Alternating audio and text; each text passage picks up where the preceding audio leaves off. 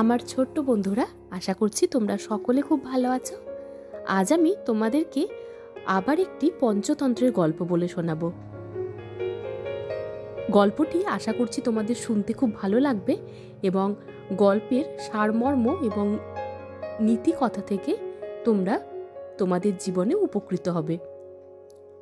তোমরা যদি কিছু শিখতে পারো এই গল্পটি থেকে, তাহলে আমি জানবো আমার গল্প পড়া সার্থক হয়েছে। আজ পঞ্চতন্ত্রের যে গল্পটি আমি তোমাদের পড়ে শোনাবো তার নাম ৩ বন্ধু। আমি গল্পটি শুরু করছি, তোমরা শুনতে থাকো। নগরের একধারে ছিল একটা বিরাট বটগাছ। শাখা প্রশাখা ছড়িয়ে সেই প্রাচীন বটগাছটি বেশ অনেকখানি জায়গা ছায়া করে রেখেছে। নগরে প্রবেশ করার মুখে ক্লান্ত পথিকরা সেই বটগাছের ছায়ায় দুদণ্ড বিশ্রাম নিত। এই বটগাছে এক কোকিল বাস করত। তার ছিল বেশ স্বজনপ্রীতি। সে অন্যান্য পাখিদের বিপদে আপদে সুপরামর্শ দিত। একদিন সকালবেলা গাছের মগডালে বসে সে দেখতে পেল একটা ব্যাধ জাল নিয়ে বটগাছের দিকে এগিয়ে আসছে। তার আর বুঝতে বাকি রইল না, ব্যাধটি পাখি ধরতে আসছে। ব্যাধ জাল পাতল আর মাটিতে খাবার ছড়িয়ে দিল, যাতে পাখিরা প্রলুব্ধ হয়ে জালে পড়ে। কোকিল তখনই গাছের সব পাখিদের সতর্ক করে দিল। এমন সময় দেখতে পেল একদল চড়ুই পাখি সেদিকে উড়ে আসছে। সে তাই চেঁচিয়ে বলল, এখানে ভাই সব ব্যাধের জাল পাতা আছে, তোমাদের সকলকে সাবধানে থাকতে হবে। কিন্তু চড়ুইরা এতই ক্ষুধার্ত ছিল যে তারা কোকিলের কথা শুনল না। কোকিলের কথা অগ্রাহ্য করে যে মাটিতে নামলো, সদল বলে জালে আটকে পড়ে গেল। মুক্তির জন্য ছটফট করতে লাগলো চড়ুই পাখিদের দল।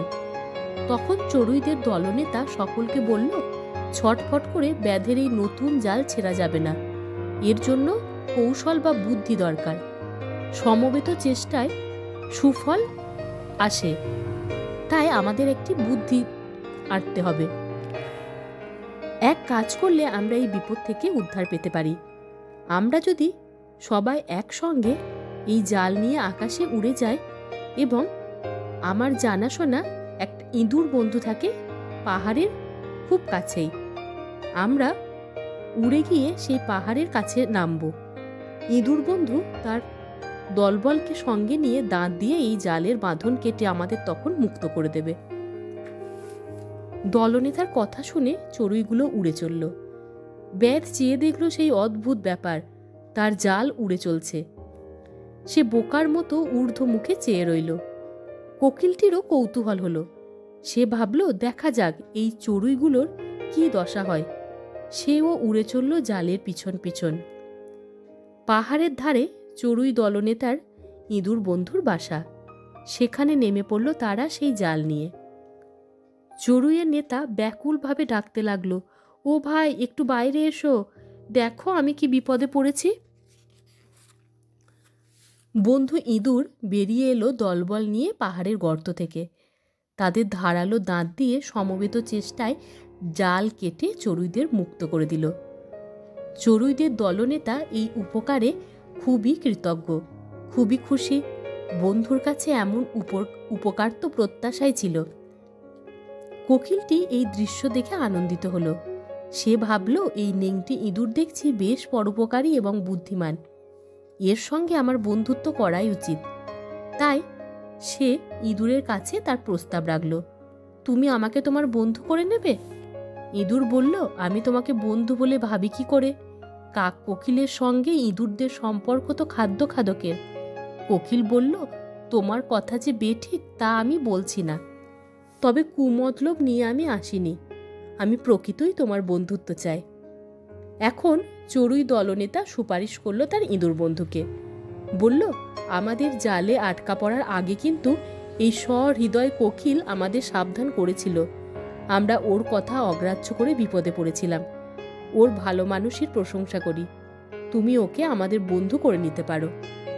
এ কথা শুনে ইঁদুরটি কোকিলকে বন্ধু বলে মেনে নিল এবং তারা তিনজনে প্রকৃত ও বিশ্বাসী বন্ধু হিসাবে বাস করতে লাগলো। গল্পটি এখানেই শেষ হলো। গল্পটি থেকে আজকে আমরা এটাই শিখলাম যে কোনো পরিস্থিতিতেই আমাদের বুদ্ধি হারালে চলবে না। আমাদের উপস্থিত বুদ্ধিকে কাজে লাগাতে হবে এবং সেই উপস্থিত বুদ্ধিটাকে আমাদের একসাথে সমবেত চেষ্টায় সফল করতে হবে। একা একা তো বিপদ থেকে উদ্ধার পাওয়া সম্ভব নয়। তো ওই চড়ুই পাখিরা যদি একসাথে দল বেঁধে কাজ না করতো তাহলে আজকে তারা এই বিপদ থেকে উদ্ধার পেত না। তাই আমাদের সব সময় একতা বজায় রাখতে হবে। আমরা একসাথে যদি কাজ করি বিপদ থেকে আমরা খুব সহজেই উদ্ধার পাবো। শুধু বিপদ নয়, জীবনের যে কোনো পরিস্থিতিতে আমরা যদি একসাথে হাতে হাত রেখে রুখে দাঁড়াই তাহলে সেই পরিস্থিতি খুব সহজেই আমাদের কেটে যাবে। দুঃখ হোক বা আনন্দ, আমরা জীবনের সমস্ত কিছুকে যদি একসাথে ভাগ করে নিই, দুঃখটা এবং আনন্দটা, তাহলে আমাদের চলার পথ আরও সুন্দর হবে। এবং আরও একটা বিষয় আমরা দেখলাম যে বিপদের সময় বন্ধুরা কিন্তু খুবই সাহায্য করে। বিপদেই আসল বন্ধু চেনা যায়। যদি বিপদের সময় তুমি কাউকে হেল্প চাইলে সে তোমাকে হেল্প করলো না, তাহলে জানবে সে তোমার প্রকৃত বন্ধু নয়। প্রকৃত বন্ধু তারাই হবে যারা বিপদ থেকে তার বন্ধুকে উদ্ধার করবে। তো চলো তোমরাও তোমাদের পরবর্তী দিনগুলি এইভাবে একসাথে এবং বন্ধুত্ব বজায় রেখে চলবে, তাহলে দেখবে জীবন সুন্দর হয়ে উঠেছে। আজকে এটুকুই। ধন্যবাদ সকলকে।